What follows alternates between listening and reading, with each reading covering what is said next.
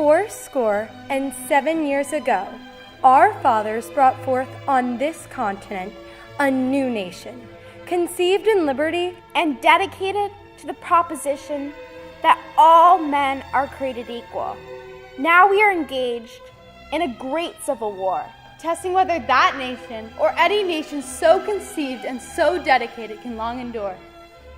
We are met on a great battlefield of that war. We have come to dedicate a portion of that field as a final resting place for those who here gave their lives that that nation might live. It is altogether fitting and proper that we should do this.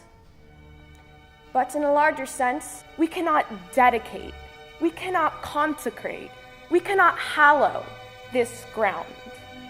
The brave men, living and dead, who struggled here, have consecrated it, far above our poor power, to add or to detract.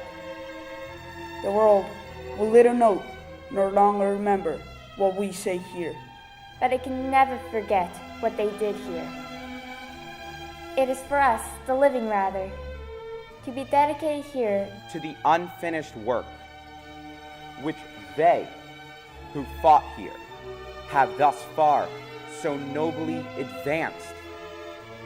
It is rather for us to be here dedicated to the great task remaining before us, that from these honored dead we take increased devotion to that cause for which they gave the last full measure of devotion. That we here highly resolve that these dead shall not have died in vain. That this nation, under God, shall have a new birth of freedom, and that government of the people, by the people, for the people, shall not perish from the earth. But we value above all of that learning. You are the promise. You orators today are the promise of our future, and we are honored to be in your presence. Every one of you is already a winner. Congratulations.